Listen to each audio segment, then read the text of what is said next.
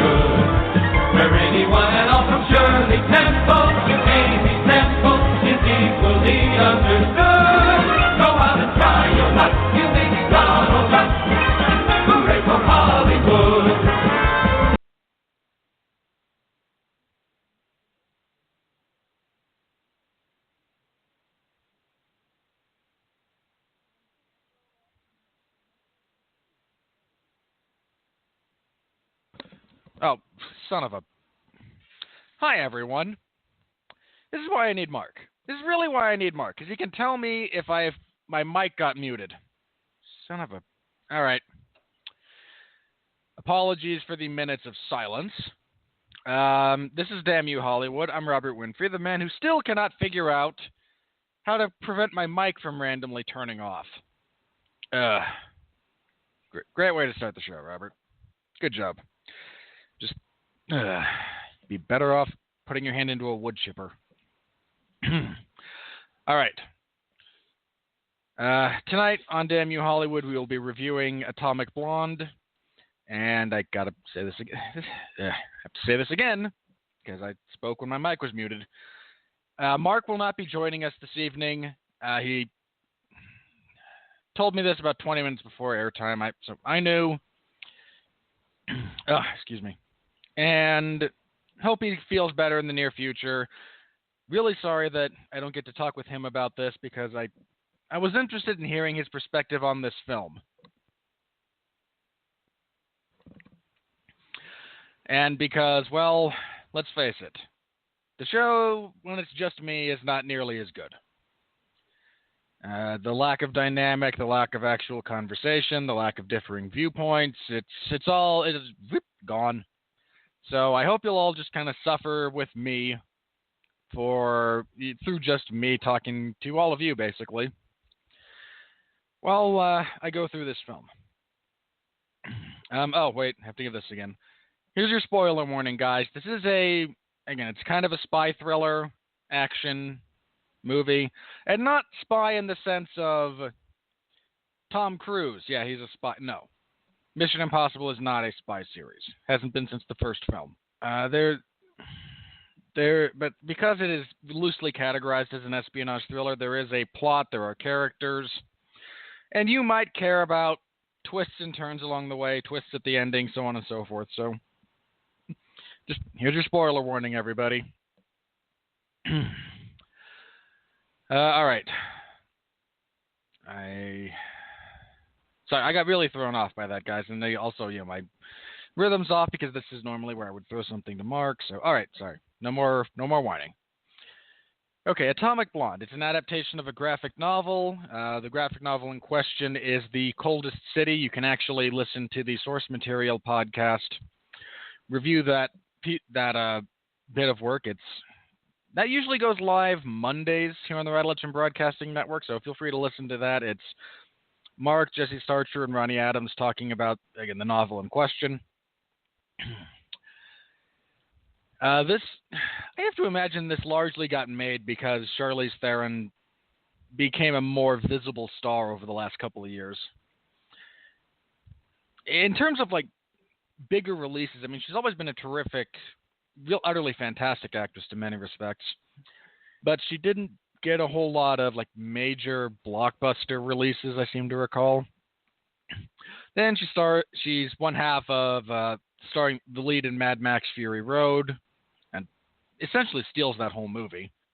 Not that I want to undersell Tom Hardy, who does a terrific job as well, but she's the one that people kind of left talking about. And then she played the villain in the most recent Fast and the Furious movie. So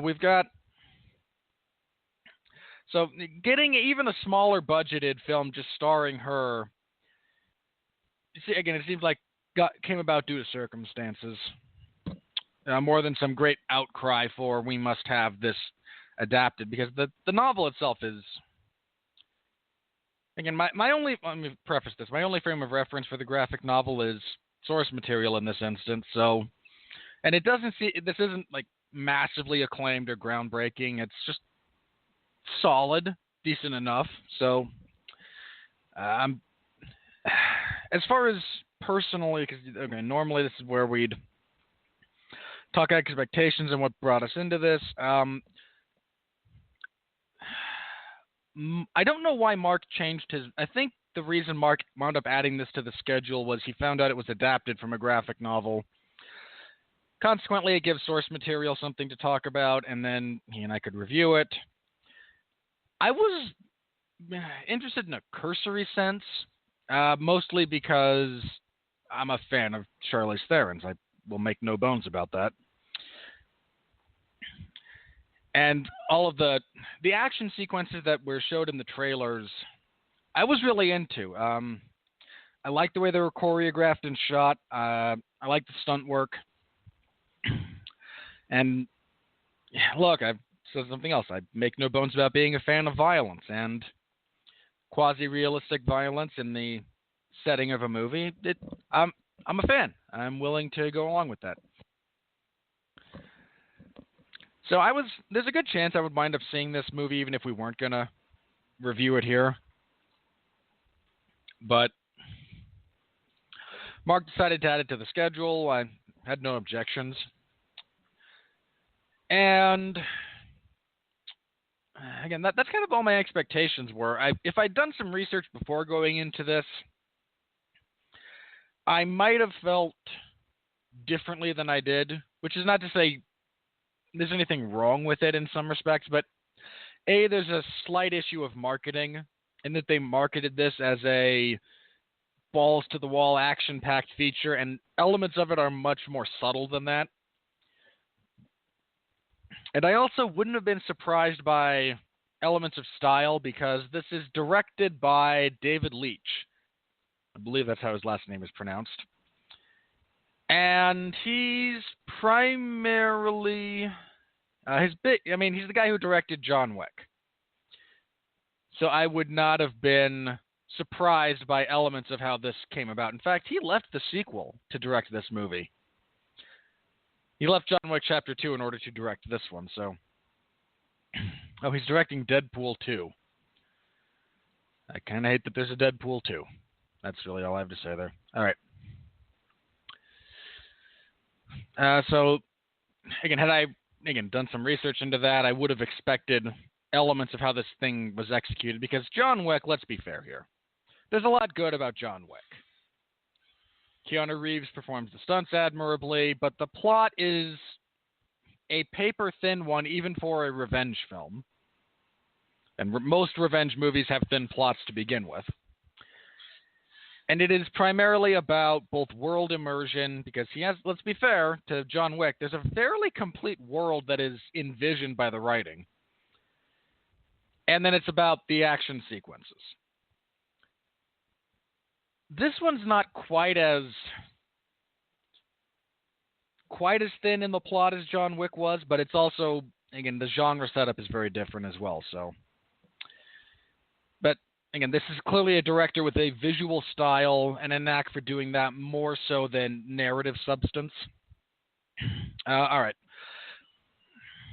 And again, had I expected that going in, I would have, my experience would have been a little bit different. Okay. As for the movie itself, that I've rambled to myself for 15 minutes or so.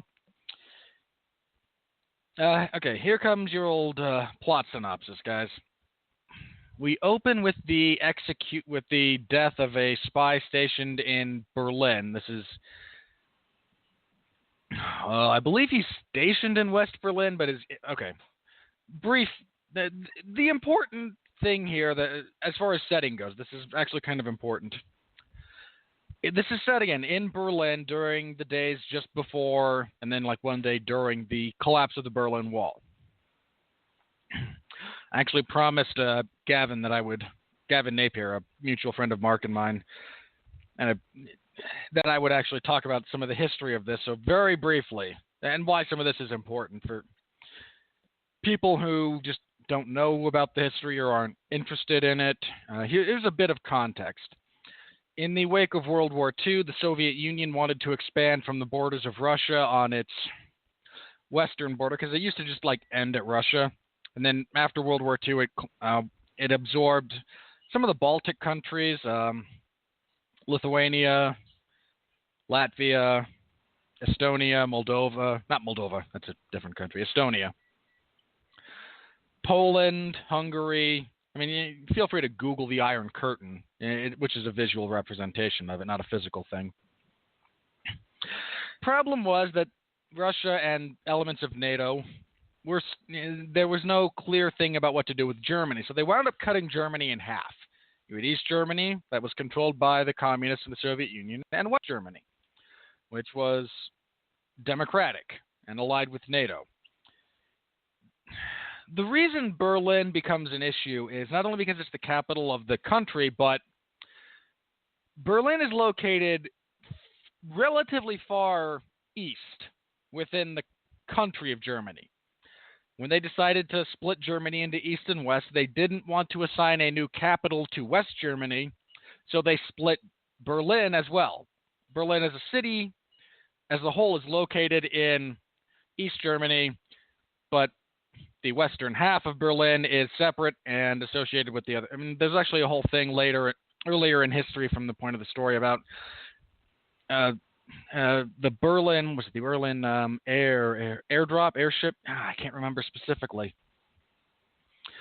But the Soviets basically cut off Berlin, West Berlin, from the outside world, so all of the people allied with them staged these just tremendously precisely timed series of airdrops, basically day in and day out of the airport, to keep them supplied while that was going on. But this was also the stage for a lot of espionage historically, because you had major government center in East Berlin and a major government center in West Berlin. So during the Cold War, this was kind of a hotbed. Yay, temperature jokes. And then in like the early 60s, I think it was 61 when they actually split Berlin with a physical wall. It had already been split ideologically, but you could travel back and forth with relative ease. I mean, there were checkpoints on roads, but it's just a city. And then the Soviet Union and East Germany get really, really sick of people leaving, because they would walk across a street, basically, be in West Germany, and then secure citizenship in the capitalist-controlled part of the world instead of the communist-controlled part of the world. They didn't like it, threw up the wall. And the machine guns and anti-personnel trenches, and it's a whole thing.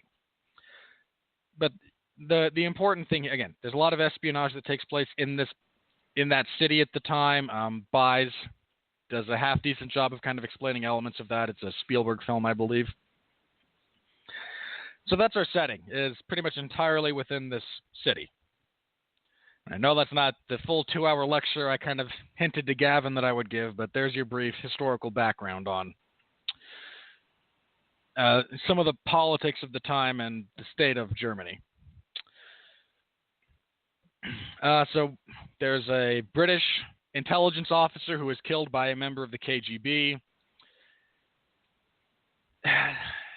There's elements of this narrative that are set up in an interesting way because we see that, then we flash forward to Charlize Theron's character of Lorraine Broughton as she is being debriefed, basically, about the events that took place during a 10-day period. So we get some back and forth chronological jumps, and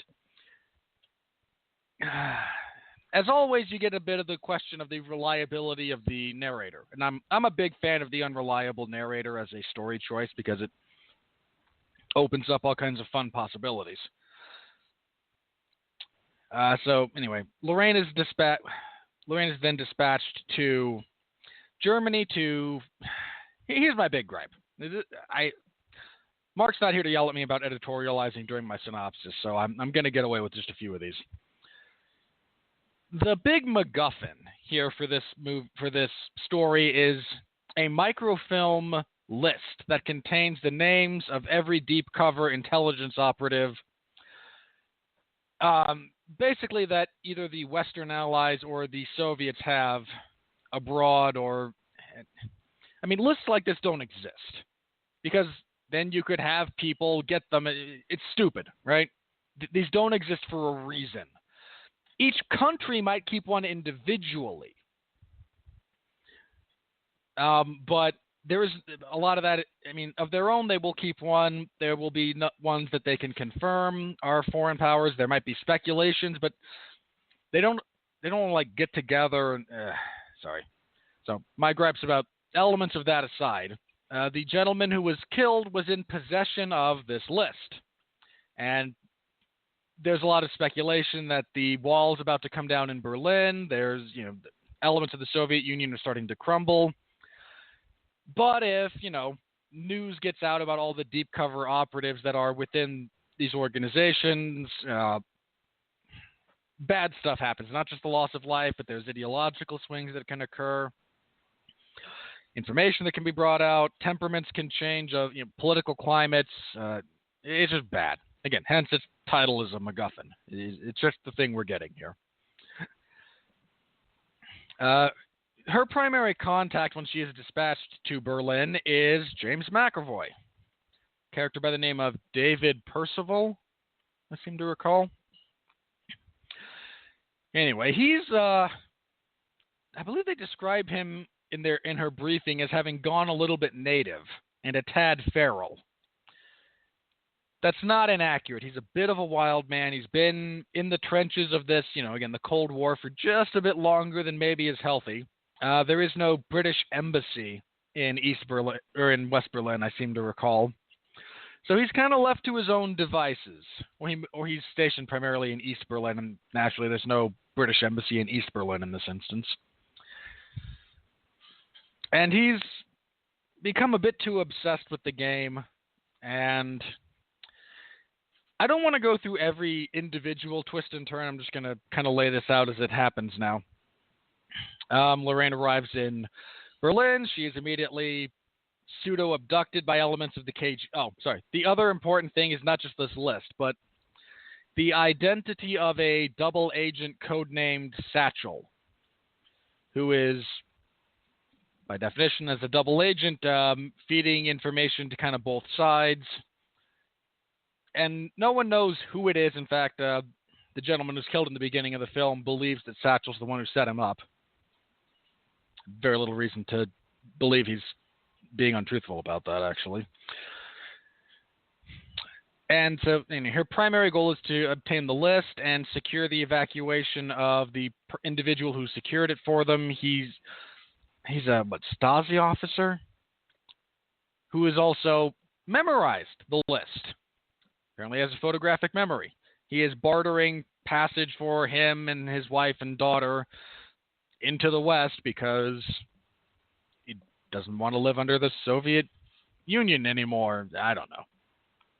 wants to better his life and wishes to go to the western part of the world. Now, if you're not familiar with espionage thrillers, there's a lot of twists and turns that occur. There's going to be a lot of those here, so bear with me a bit. Anyway, she's pseudo-abducted. She escapes, meets up with Percival. They have some back and forth. She doesn't necessarily trust him. He's trying to half set her up as taking the fall for some of the things he's done. They attempt to locate the list, and again, not trusting each other, that makes this difficult. This doesn't go very well for either of them. The KGB agent who killed the gentleman in the beginning has the list, tries to sell it to the highest bidder. That he is intercepted by Percival, who kills him and reads the list and doesn't actually seem like he wants to hand it over to begin with. Lorraine is mostly at this point interested in getting, after she finds out that this Stasi officer's codename is Spyglass, that he has memorized the list. She wants to make sure he gets out as well. There's some twists and turns as far as, contacts and alliances. There's a French operative who winds up being murdered. And Spyglass is killed when they're trying to get him across the wall, basically, during the midst of a protest. That whole sequence, I'll talk about that in a second. Anyway, after he dies, but Lorraine survives that particular encounter. Damn it, I forgot. I lost my place. Hang on.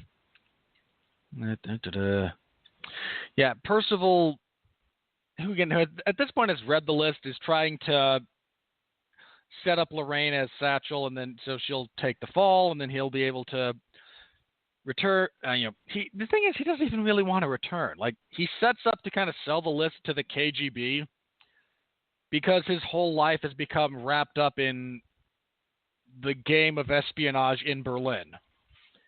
And while communism is falling, he can maintain a sense of equilibrium by giving the Soviets access to this list. So there's a degree of moral ambiguity here, but there's not a lot of chances for the actors to act, but the chance they do have, they actually take quite full advantage of. Percival is actually the one who kills said French lady who was in a relationship with Lorraine, because the French chick just doesn't quite have the same heart for it that these other two do. And he's just covering his tracks, so he kills her. Lorraine finds out that he's trying to set her up, winds up killing him, stealing the list. She returns, and then she winds up back in London, where she is being debriefed, which is where we catch up to kind of. And they use some cuts back and forth to her debriefing to go along with the narrative.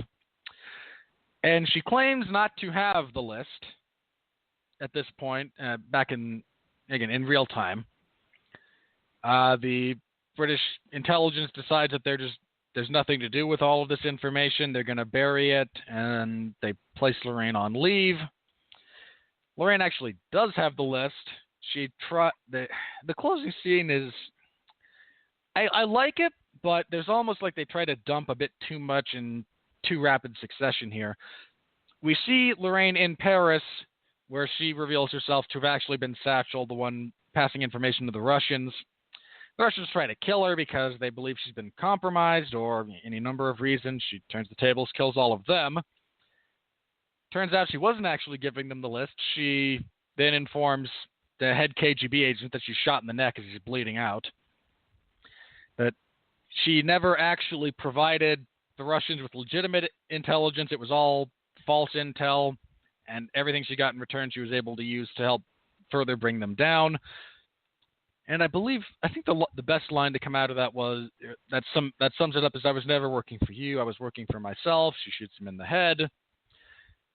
And then we close with her getting on a plane with the CIA representative, played by John Goodman, actually, and Goodman is in possession of the list, and it comes out that wasn't just a double agent. She was actually triple and was originally a CIA plant within the MI6 organization that wound up, again, half doubling against them to feed misinformation into the Soviets. And now she's ready to just kind of go home and get back on with regular life away from the insanity of espionage. Now, this is really where I wanted to talk to Mark about things, because for me, this strays dangerously close to the FBI knew that the CIA was setting up the NSA type scenario that we joke about. This gets real close to that, and I don't think it goes too far. Now, that's just me. Again, it gets pretty close, but I don't think it winds up crossing that line. As for positives about the movie, a lot of people are praising the soundtrack, which is, how do I say this? I think James Gunn did a great thing with the first Guardians of the Galaxy soundtrack, and part of me really doesn't like that everyone seems to be trying to replicate it. Again, you have Guardians 2 where they do it. You have Baby Driver, which does kind of the same thing in terms of how music is used, and you get it here. The musical choices are fine. They are wonderfully representative of the era, again, November of 1989 specifically, and a lot of it dealing with the culture of Germany because we're in Berlin at the time. Not a lot of it is to my personal taste, so I'm a bit on the fence there, but its general usage and choice is excellent. The acting done by Charlize Theron and James McAvoy does need a bit of positive attention, because we're dealing with another scenario where there's not a lot of, I don't want to say there's not a lot of dialogue, but there's not a lot of real dramatic moments in terms of interpersonal discussions. A lot of it's more on the subtle side, and it has to come through in different ways and at different times.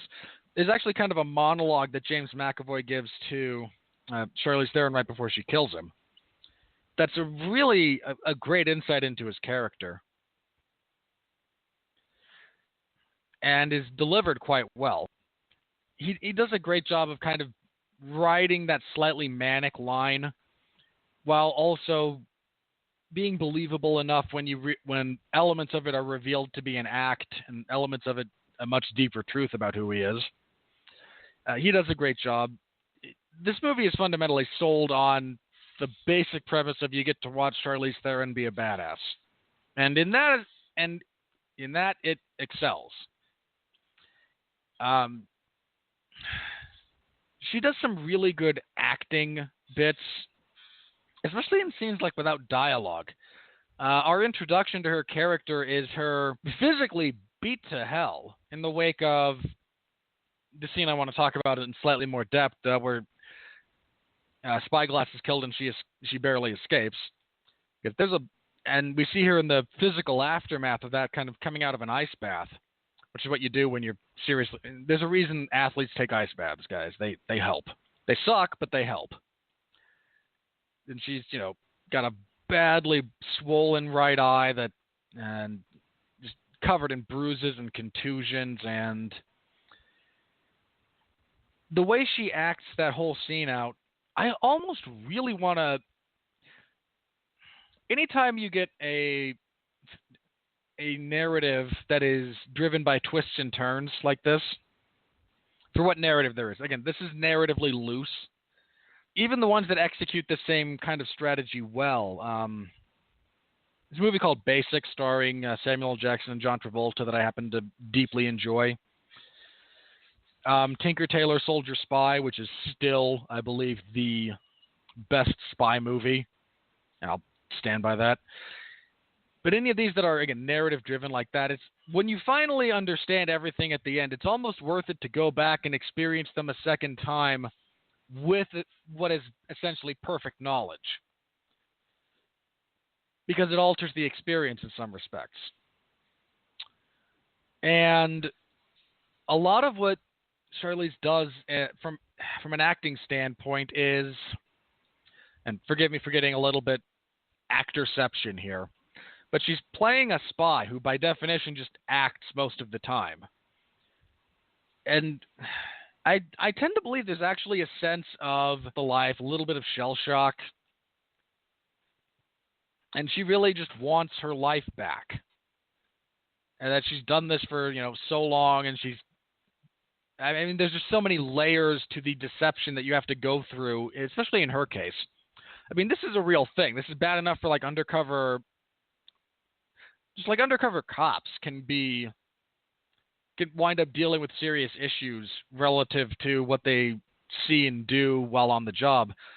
Now imagine being a plant in her case, she starts out as a CIA operative who is planted in MI6, who winds up having to convince the Russians that she's turning on the English.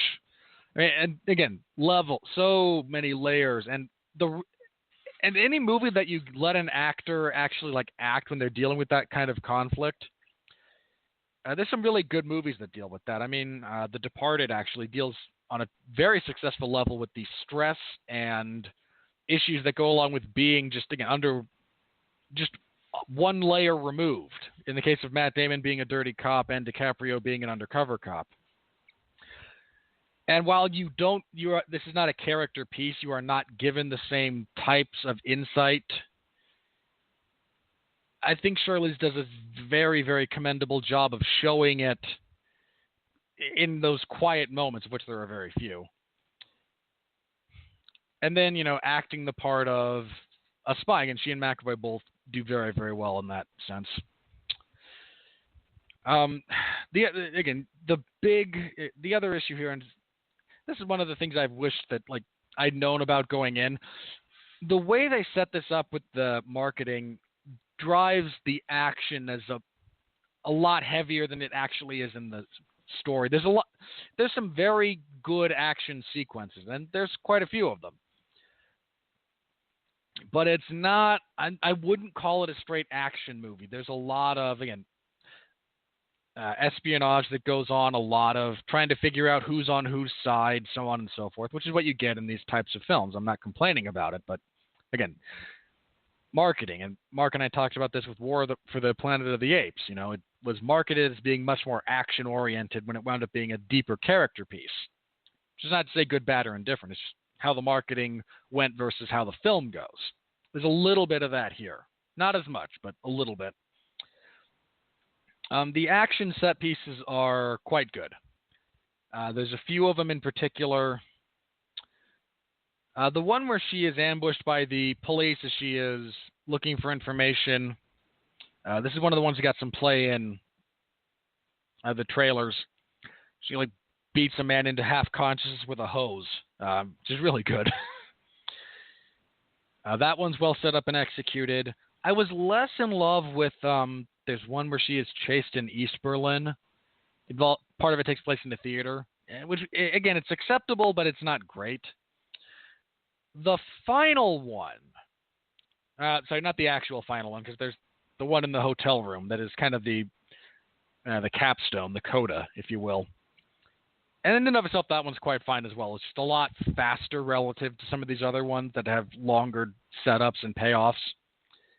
And that one's all gunplay as well. These other ones are primarily hand-to-hand combat. The really interesting one for me was, again, the one where she and, I forget the actor, but the guy who's playing Spyglass. I should know the actor because I actually like him. I've seen him in other stuff. Yeah, it's Eddie Marsan. I forget how his name is pronounced, but no, I like him. I've seen him in other stuff, and I tend to enjoy his work. Anyway, as they're trying to escape, actually after Percival shoots him, this is the big payoff for the movie in a lot of respects. This is the one that takes place in a hotel, has hallway fights up and down stairs, through a couple of rooms. There's gunplay, there's knife play. And this, I don't know this to be 100% accurate, but I believe, and this is memory in a lot of respects here, from the time they enter this hotel up until during the car chases they're getting away, one of the pursuing vehicles is hit by a truck and does a couple of flips. But I think from the point that they enter until that car gets hit by a truck, it is presented as a single shot. I know long stretches of it are, and I think the whole thing is. Which I'm a sucker for those. All right, that just speaks to my personal taste.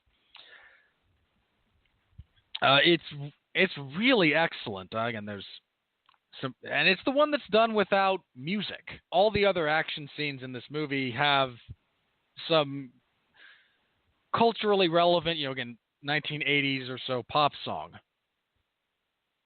Well, pop might be the wrong word, but you've got some Depeche Mode. There's David Bowie, Queen. He's Under Pressure, I think, at the end. Of course, the very famous German song, 99 Red Balloons. And the German cover of... I can't remember the song. I know how it goes, but I can't remember its name. So forgive... Let's see if I can find it. It's probably going to bother me until I can't find it. All right, whatever. It's a relatively famous song, especially for the time. I just can't remember what its name is for the life of me. But there's a lot of that. There's a lot of actually chronologically accurate German industrial pop music, which was actually pretty big. I mean, the whole East German youth subculture and movement of the 70s into the 80s is a fascinating thing in and of itself. Don't want to go too far into that here. But this one through the hotel is done without musical accompaniment, as far as I can tell, which is... I know why music is in movies. I get it. It helps. I'm generally for it. That makes its absence a very powerful tool when utilized correctly. As another example, I mean, first of all, you have No Country for Old Men, which I don't believe has a musical score at all. Certainly not one worth talking about. You also get stuff like the first Batman and Bane fight from The Dark Knight Rises, which is done without music. And it just provides a different feel that, when used appropriately, can enhance things. And in this instance, it's that, the other action scenes, while important and impactful and whatnot, this is the one they want you to feel as a viewer, rather than one that has a pop song playing over it that gives you a level of disconnect with. This is the one they really want you to pay attention to and feel. And there's some great gunplay. There's some great knife play. The fight scene the fight that she has with the final guy, who then gets up after being stabbed in the neck with a corkscrew. There's a lot good to it. I really do love a lot of the choreography here for most of these action pieces.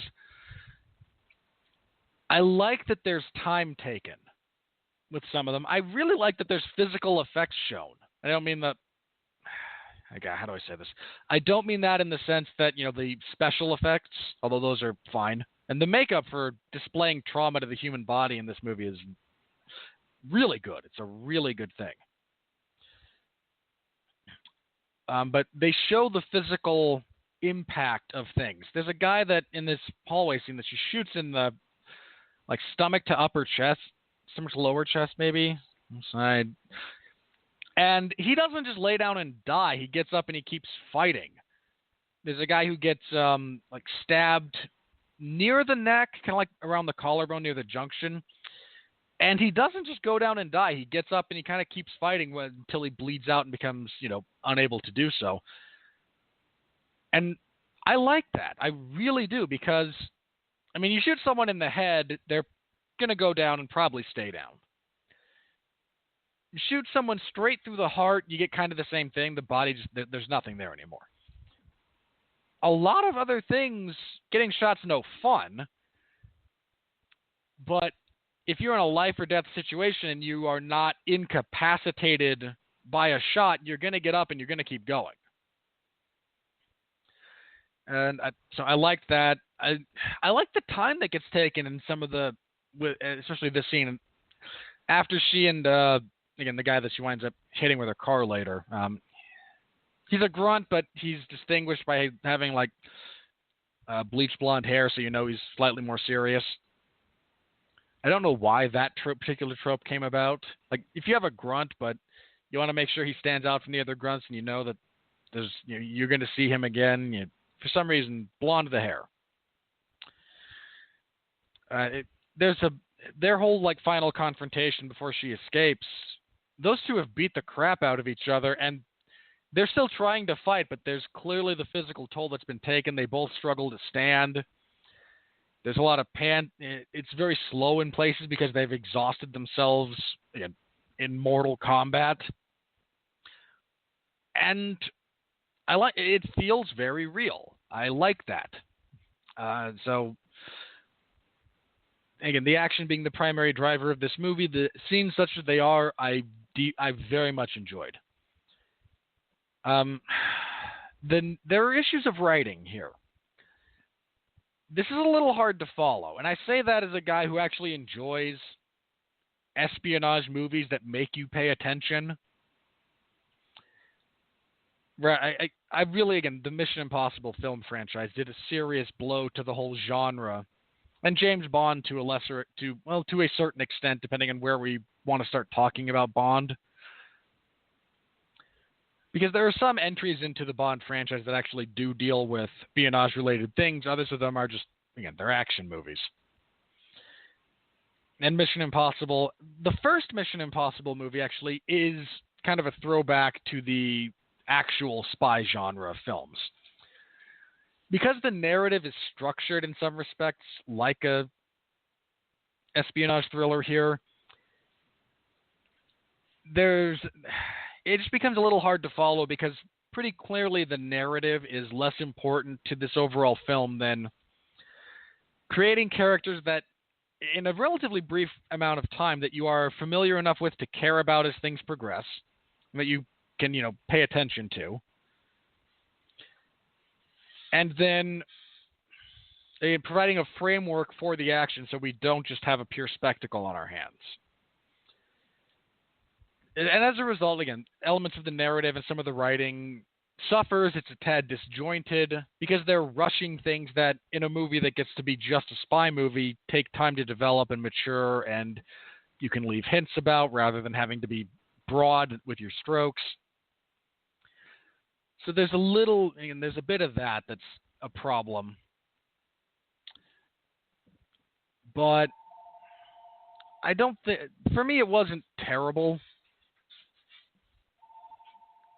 It was just an issue of, again, it's not the best written thing I've ever seen, but not the worst either. It more suffers a bit from trying to set an action film within a slightly different genre than it always fits into, and then adapting material that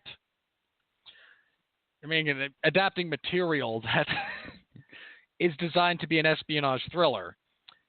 Setting up a revenge story to be just a whole sequence of Keanu Reeves violently murdering people is fine, because the revenge genre can be slimmed down to its bare bones like that without losing some of what makes it a revenge movie in its essence.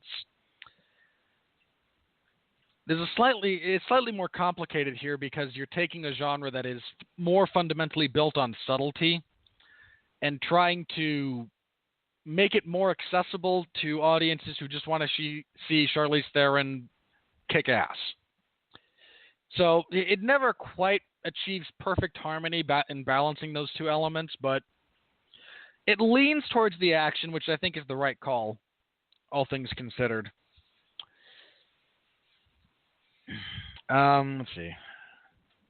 Talked about the actors. Music is fine. I think that's all I have here. Again, this is one of those that I really wanted Mark here just because, I know he'd have a very concerted opinion on elements of this movie, and B, I imagine they'd run contrary to my own in some respects. But, again, unfortunately, you guys get a monologue instead of a dialogue, so My bad. Well, not really my bad, but my condolences, I suppose.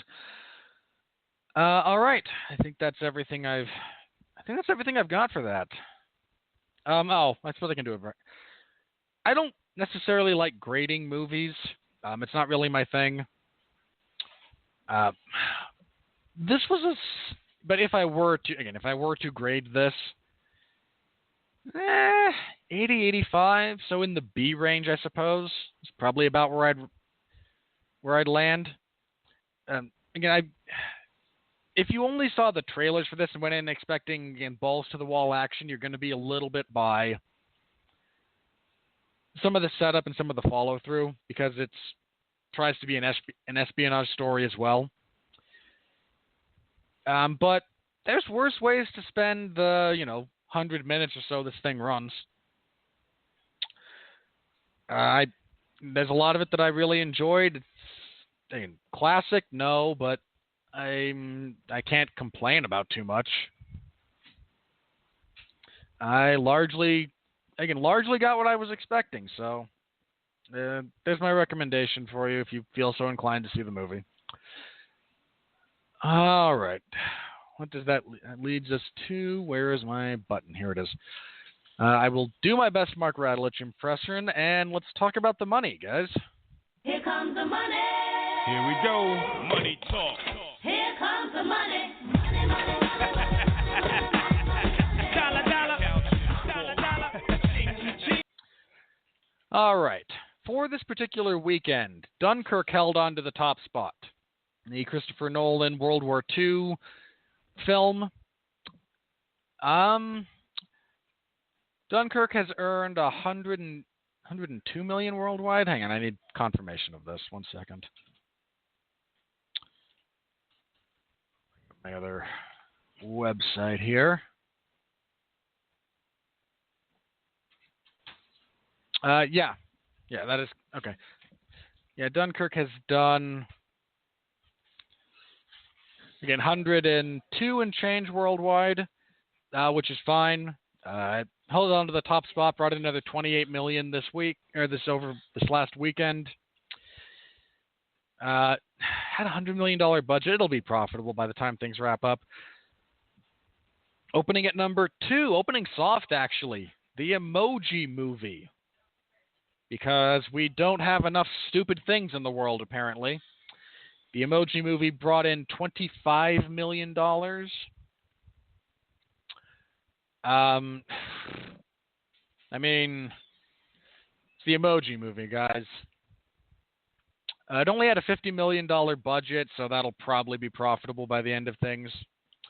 There's a comedy called Girls' Night that held on at number 3. It's made $65 million. Atomic Blonde, in this case, opens at number 4, $18.6 million.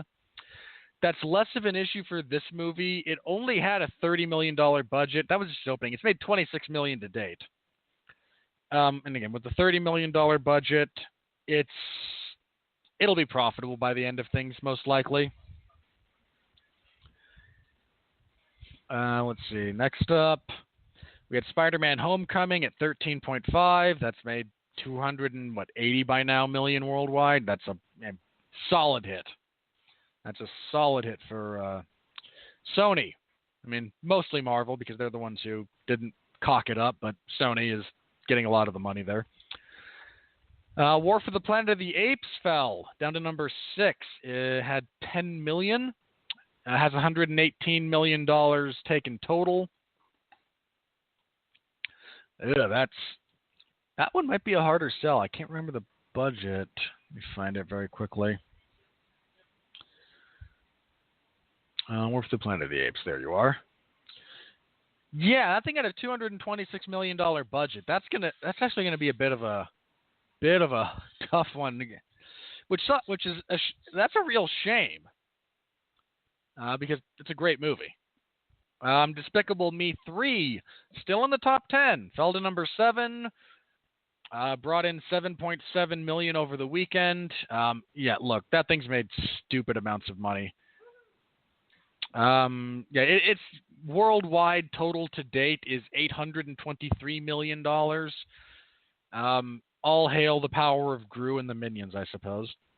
Our bomb, one of our other bombs for the year, Valerian in the City of 1,000 Planets, at number 8, has brought in a worldwide total of 30 and change. Might be up to 50, not 50, but yeah, on a significant budget. Yeah, that thing flops. Baby Driver at number 9 has a total of 92 million overall. So let me double check that. Where were you? There you are. I'm looking at inaccurate information. Baby Driver's worldwide to date is 138 million on a $34 million budget. That thing is fine. And rounding out the top 10, Wonder Woman hung around for another 3.5 million. Worldwide total is 360 and change, I think. All right. Worldwide totals for the year. The top 2 are unchanged. It's still Beauty and the Beast, followed by Fate of the Furious. Guardians of the Galaxy Volume 3 at 800. Those two are both like 1.2 and change billion. Guardians of the Galaxy Volume 2 is at 860 million. At number 4, moving up to number 4, I think, Despicable Me 3 at 823 million. There's a good...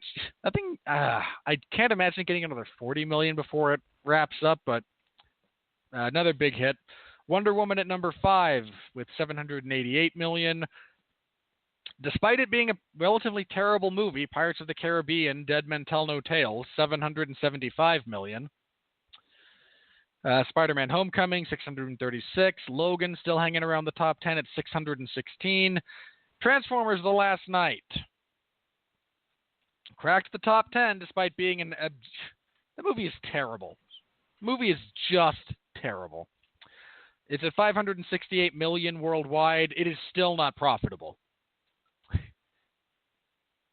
I mean, it had a budget of 260 million, give or take, not counting marketing. Again, Mark and I talked about this. If this thing doesn't get close to $1 billion, by which we mean, 800 to 900 million, it's going to be a loss. And they're opening the spin. I have to yell about this because if Mark were here, he would. They announced the Bumblebee spinoff and its release date. First of all, they cast John Cena as the lead, which I could take or leave.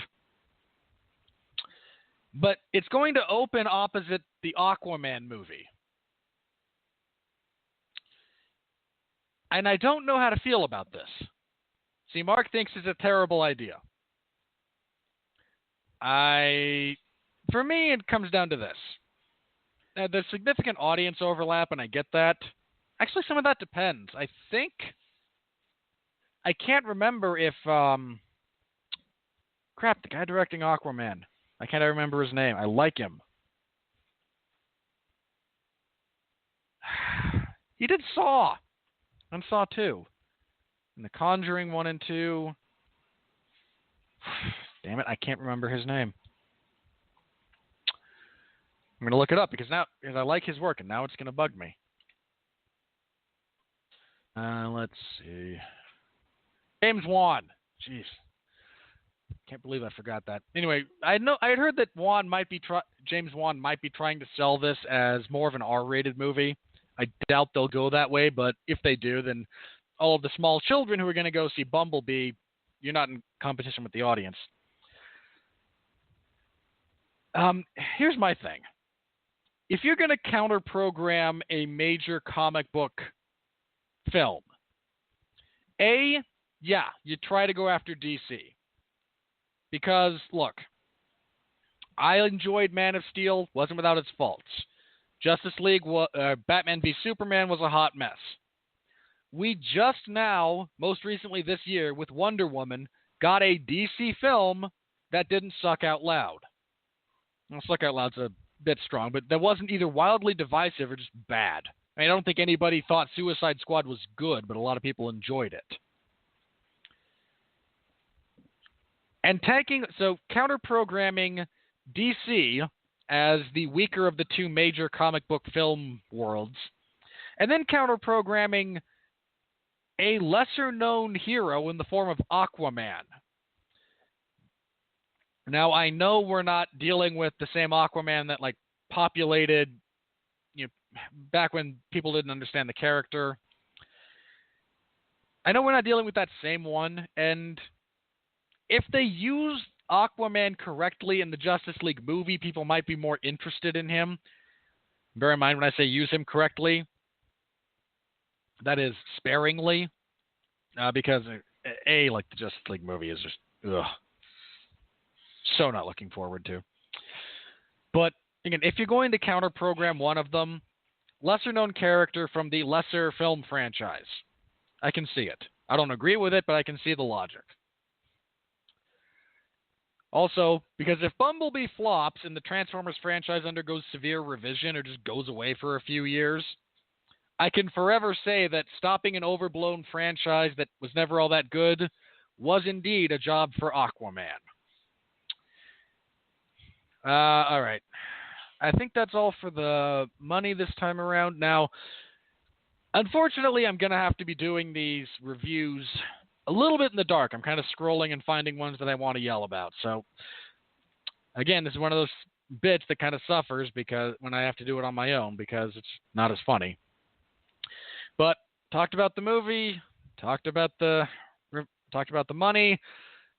Oh boy, we all know what time it is, don't we? No, God! No, God, please, no! No! No! No! Okay, for the record, Atomic Blonde has a Rotten Tomatoes rating of 75%. Audience rating 70, 68, and it's fluctuated a little bit. All right, so here we go. Rick Bentley of Tribune News Service. The real problem is the story. It has enough bits and pieces of action and drama to work as a graphic novel. Actually, if you listen to the source material, guys, it really doesn't. But it's not enough to make this movie a roller coaster ride. Okay, can I just...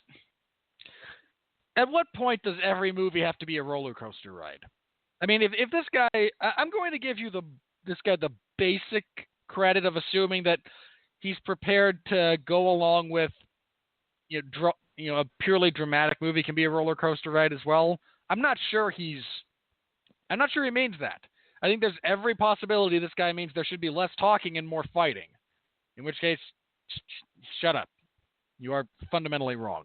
Two, I don't know if I've used this, if I've told all of you this bit before, but the reason roller coasters work is sudden changes in momentum, right? Up and then down, left, right, loops, swirls. It's the sudden changes in momentum that provide us with the sensational experience. I mean, there's every chance driving on the freeway that you will get going about as fast as the average roller coaster. Not nearly as exciting, right? Momentum shifts. Faster and slower in parts. That's the essence of what makes it up. If you have a movie that is just action, it stops meaning anything. If you have a movie that is pure drama, in a lot of respects, you have to be just as careful because otherwise it becomes the same thing. It's the variant that gives these things meaning. It's letting McAvoy and Theron and some of the other actors actually do a bit of acting from time to time that lets you care about the action, that lets it mean something. Let's see. Oh, here. All right. I really don't like. I don't know who to be madder at for this. Nick Dent from the Daily Telegraph in Australia. Here's a tip: skip the movie, buy the soundtrack. Okay, let's start with this. Most of these songs already exist out in the world. No one, you don't actually have to buy them. Second, this is not helpful. If you're, this is one of my big gripes about these blur, because you have to have a hook, right? I get that. You need a hook to get people to click on your link and then read the whole thing. I understand how that works. I understand the basic economic principles. It's why I yell at people over the blurbs that are put up. I don't know if it's them. I don't know if it's the editor. I don't know. but they do such a bad job of it. In this instance, you have actively disincentivized anyone from clicking it, whether they agree with you or not. Like, this is just poor execution. Let's see. Al Alexander of the Patriot Ledger. The only thing that keeps you watching besides the terrific music. All these old people, man. I mean, I get that I'm 31, right? I get that. And to a certain segment, maybe even of our audience, I qualify as old. But all these people was like, oh, man, you remember when, Depeche Mode was putting out music and all that late 80s into the early 90s, right before Kurt Cobain came along. Boy, that was primo. That was quality music. Ugh. There was some good. There was some bad. Bear in mind, for those of you who don't know, I can't stand the sound of the Beatles, so your mileage will vary. Is Theron, who establishes herself as the world's foremost action heroine. I can't agree with that. Look, I like Charlize Theron a lot. The preeminent action figure on the female side of things at the moment is Wonder Woman, and there's like $700 million in the bank to help solidify that. I mean, I think Theron's an infinitely better actress than Gal Gadot, but there's reality that needs to be addressed here. Let's see, what else do we have?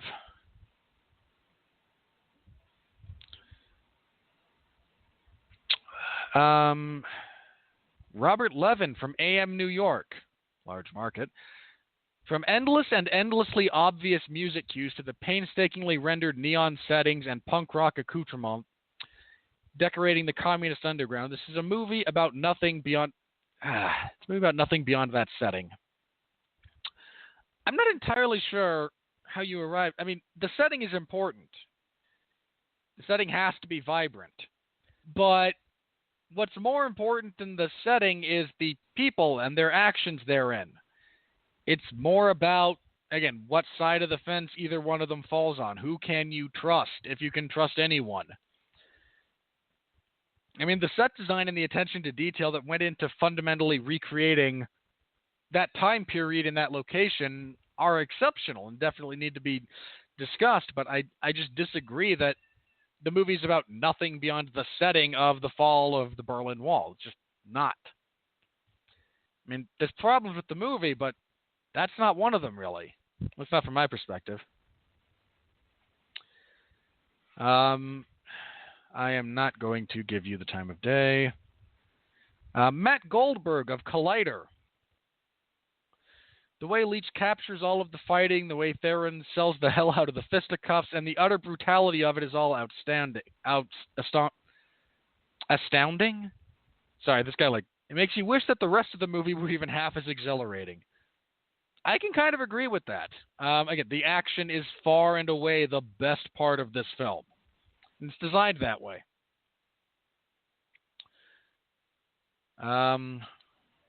Here's someone earning their pay. Here's someone earning their paycheck, right?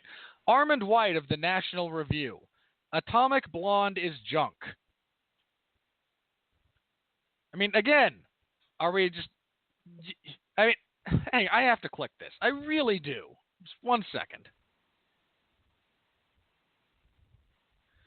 Couches this argument as...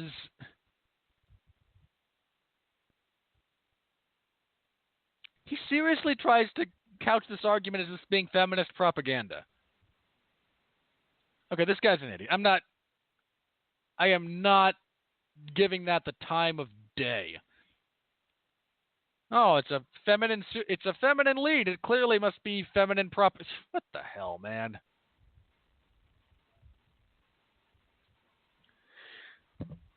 Here's one that, and this is one of those, again, that I have to disagree with on a minor level. Rob Vo, I assume that's how his last name is pronounced, at least, of Cinema Stash. If you can live on flashiness alone, it knows how to get the job done. Just don't expect much steak beneath the sizzle.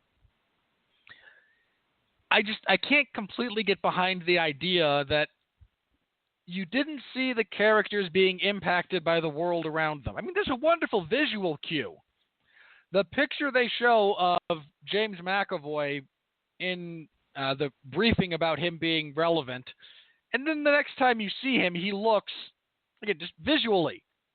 There's a visual angle to tell you all you need to know about his descent into madness and chaos. And somehow this individual has completely missed that what happens to the people matters. It could have mattered more, and again, there's issues there, but I just disagree with the extremes he's going to as far as that goes. Let's see.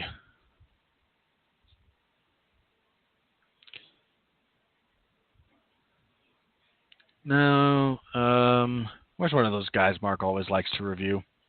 Oh, here we go. Because, again, we must deal with people who think they're clever. This is this guy. Clay Kane of BET.com. Atomically underwhelming. I mean, really? You try to go with that for your hook, right? That you proud of that? Really? You're proud of that line? Let's see. What else do we have?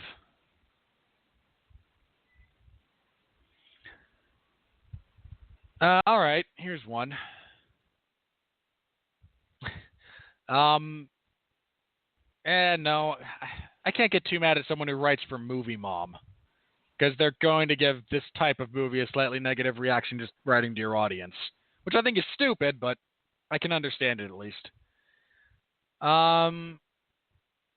Okay, here we go. Moira McDonald of the Seattle Times. Well, it's still an enjoyable novelty to spend time during an action movie wondering where I could buy the hero's boots.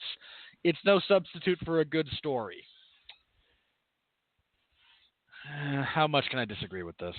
Again, the story's on the weaker side. I acknowledge that.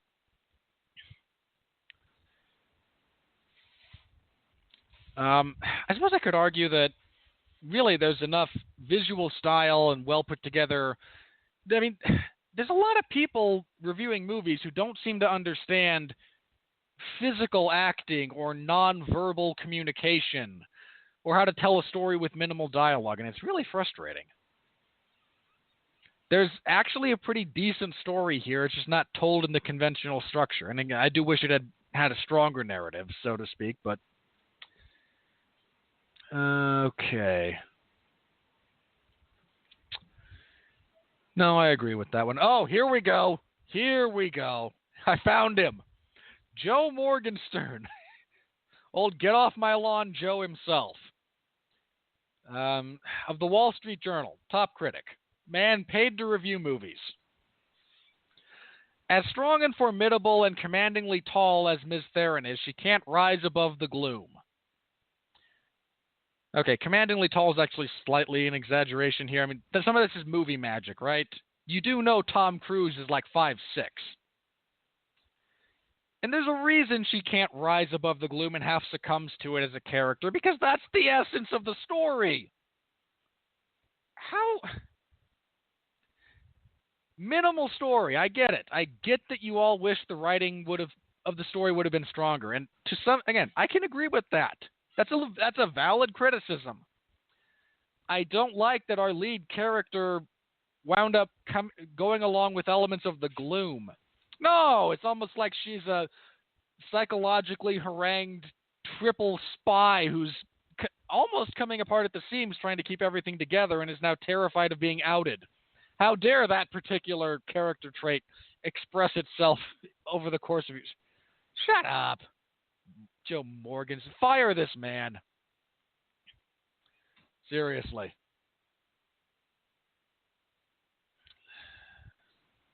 Joe Morgenstern. We give that guy entirely too much credit, too much airtime here. Okay, here we go. Here's one I can sink my teeth into. Michael O'Sullivan of the Washington Post, top critic.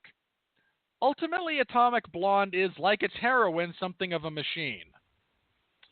If you want to make a comment about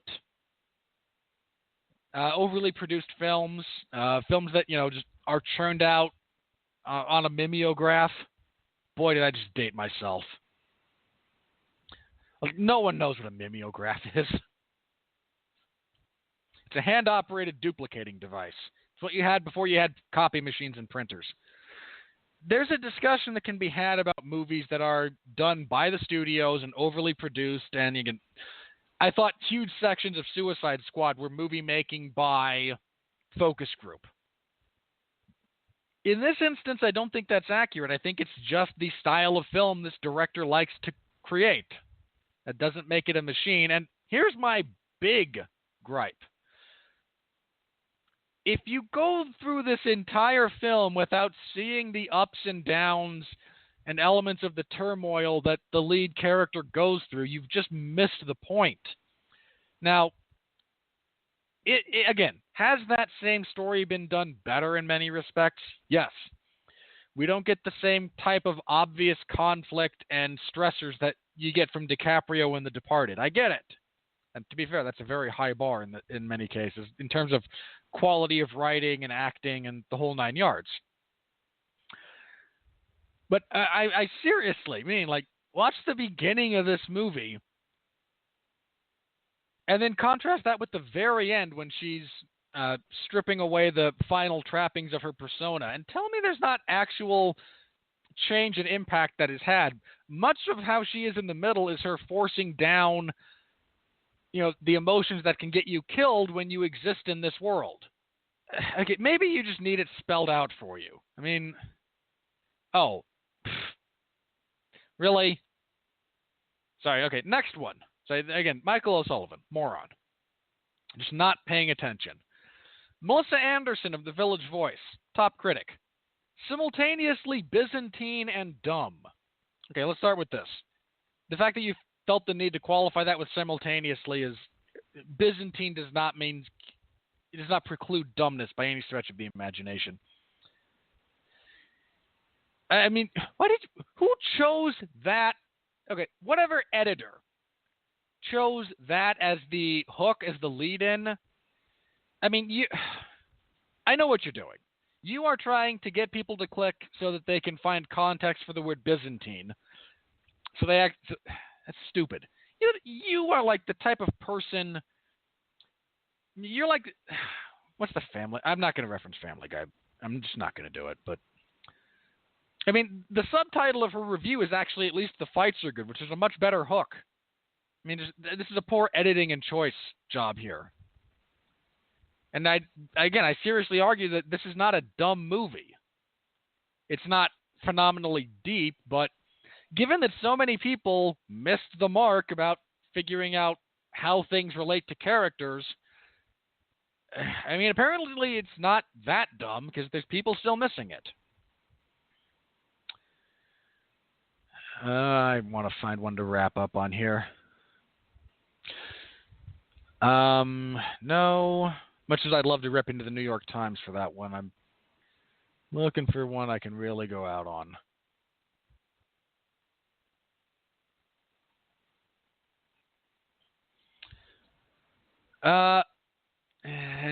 No, I don't necessarily disagree with that.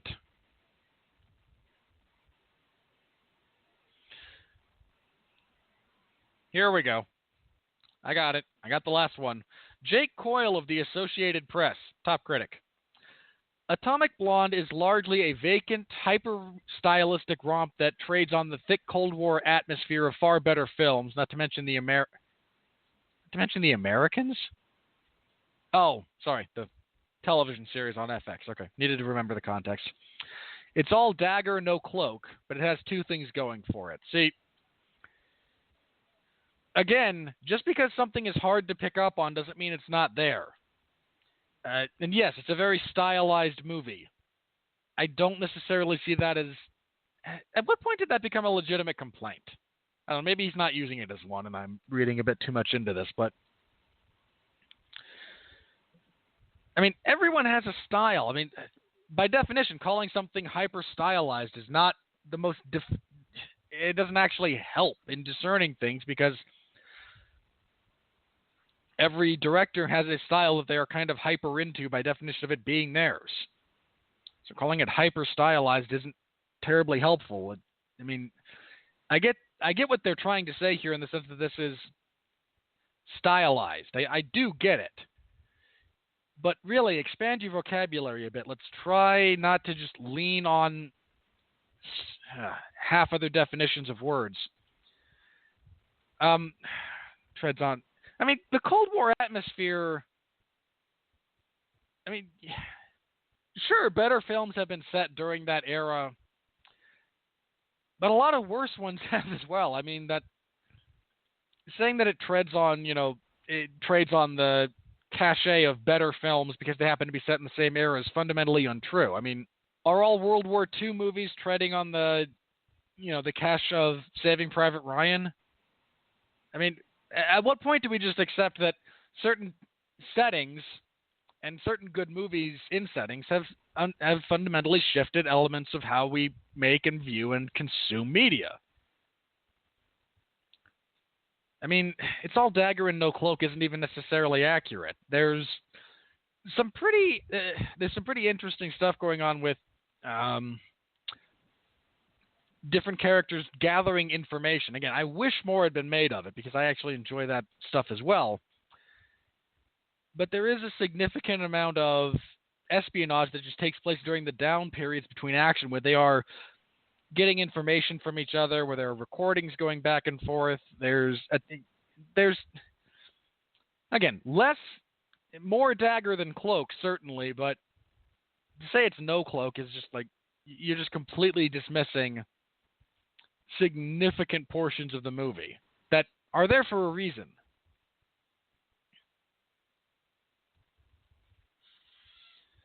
Oh, I want to yell at this guy. I said that was the last one. I really kind of want to yell at this guy. All right. You know what? I think I will. Richard Brody, writing for The New Yorker, top critic. Gentleman paid to write these things. Theron keeps her cool throughout the pummeling gyrations. You make that... Why do you needlessly write that way? I mean, really, gyration is not even the right word. Like, you probably lifted pummeling gyrations from a review of a porn movie that you bought or something. I mean, come on. There's... just not the right word. But the film strains to achieve a breathless panache and a lurid swagger for which David Leitch's direction is too heavy-footed and literal. Okay. David Leitch has a specific style. So does everyone else. He's not going to give you the subtleties of, again, espionage sequences that you can get from a Scorsese, from a Spielberg at times, from a... Oh, I forget who directed Tinker Tailor Soldier Spy. My apologies. But yeah, he's not the subtlest of directors. But you guys act like action sequences don't help tell a story. How do you not get storytelling in a visual medium in a purely visual sense? Do you not understand these things? Moreover, here's the thing, and literal. How do you get the and literal comment here? I mean, bear in mind, I understand there are overly symbolic works, there are allegories. I understand how those things work. I understand how they work in film. But to complain that someone's...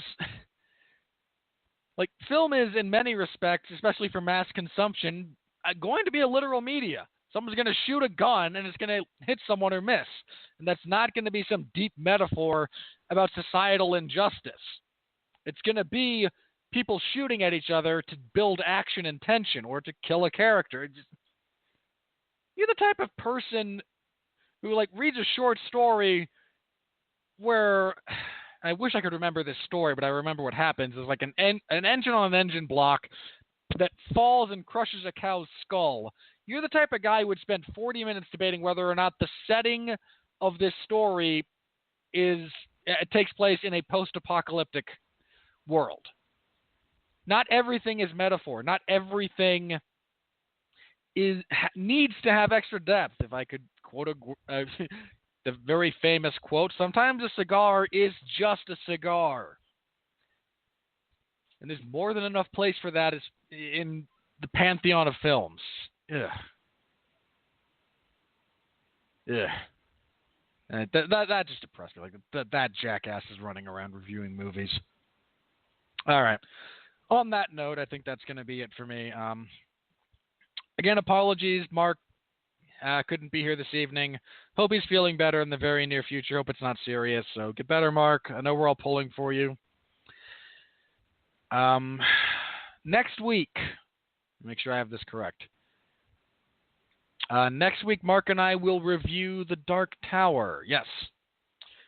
I'm excited. I am seriously excited for this one. I am a huge fan of the Dark Tower series. I'm a big Stephen King fan in general. And that's where this comes from. I am torn because I'm such a big fan of it that I warned Mark, like, I might be the guy in the guy on the reviews going, "Where's Tom Bombadil?" There's a very real possibility I'm that guy when it comes to the Dark Tower. So I'm going to try to hold that back. Now, yeah, next week he and I are going to review that. I believe Benjamin J. Cologne was going to be on that show as well. He mentioned he told me he wanted to be, so his schedule permitting and barring the unforeseen, we'll welcome him onto that show. He might be a bigger Dark Tower fan than I am. So don't snort at me. I've only read those books twice. I mean, I love them, and I remember the majority of them, and I've read through them again in preparation for the movie, but there's people out there who read them like once a year. I don't know how they do that to themselves, but they're not me. So look forward to Benjamin being on next week when we review The Dark Tower. And I believe that's a wrap. The week after, we will do our Summer in Review, which will encompass, the summer months. So Mark and I will talk about that. Because, yeah, the rest of August sucks. We'll be doing that as opposed to review something like The Glass Castle or Annabelle Creation. The week after that is The Hitman's Bodyguard and Logan Lucky. They both look terrible. At least for me. That wraps up with Leap. Yeah, there's nothing for the rest of August. We will be back the first week of September. 2nd. So this comes out the 8th. So the second Tuesday in September, we will be reviewing it. I will be laughing at Mark, Mark's a big scaredy cat. We all know this and joke about it. I think that's the only thing we're reviewing in September. Is just it, because then you have American Assassin, which we're not reviewing. We're not reviewing the Kingsman sequel or the Lego Movie. We're not reviewing, and the end of that. Yeah, no, that'll be it. Then October, we review the Blade Runner sequel. And he put it back on the list, so we'll be reviewing Geostorm, God help us all. And then Jigsaw. But yeah, so August, September, and October are lean months for us. But we'll close up in November with Guardians of the Galaxy Volume 3. I'm sorry, I mean Thor Ragnarok. Seriously, they're just making another Guardians movie. I'm deeply annoyed. The Justice League movie, Coco. In December, we're reviewing The Last Jedi, and I think that's it. Yeah, The Last Jedi, and then Jumanji, because Mark and God hate me. Ugh, so annoyed. Anyway, we had that discussion. All right, so you can look forward to all of that. If you want to follow my other work, this last Sunday, I host the 411 Ground and Pound radio show every Sunday, basically, at 8 p.m. Eastern Standard Time. This last episode, myself, Jeff Harris, and Pat Mullen reviewed UFC 214 and the triumphant return of one John Jones, who reminded everyone that, yeah, he's still the best to ever do it as far as MMA goes. Also, Tyron Woodley and Damian Maia put on what I believe to be the worst title fight in major MMA promotional history. It was that bad, guys. I don't say things like that lightly. I'm well aware that there's been some really bad title fights. I think that was the worst. So you can listen to us review that whole card. This coming Saturday in the MMA Zone of 411mania.com, I will be having live coverage for UFC Fight Night 114. It's a card. That's all I can say. With any sort of definitive, there's some potential for that to be a fun card. So I'm hoping it goes that way. This Sunday, we will be reviewing UFC Fight Night 114, and that's it. The next UFC event is Fight Night 115, which is September 2nd. Are they taking the whole month of August off? I got to double check this. Hang on. That is the only event in the entire month of August. Well, my paycheck's going to suck.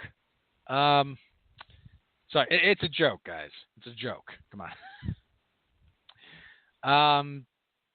So we'll be off for most of August. Jeez. Then we'll be back the last week of August to preview Fight Night 115, which comes to everyone September 2nd. Fight Night against Struve versus Volkov. Then there will be... Oh, I know why they're not doing anything in August. They're just going to let Mayweather-McGregor happen. Joy.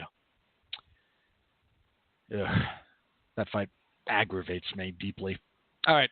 Anyway, so that's what you can look forward to from me. I'm out. For Mark, who's not here, but hopefully we'll be next week, and I hope he feels better very soon. I'm Robert Winfrey. Thank you all for listening. Until next time, please continue to be well, be safe, and behave.